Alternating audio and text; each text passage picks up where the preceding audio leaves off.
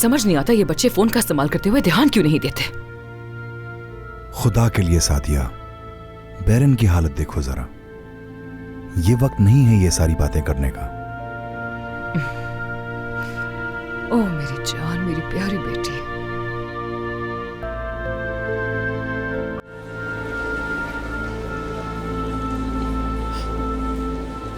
कहीं ऐसा तो नहीं कि उसके साथ ज्यादा बुरा हुआ और हमें पता नहीं रहे।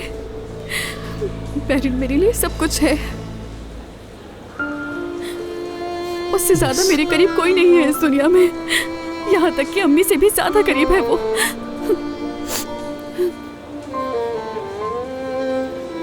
बस चुप हो जा।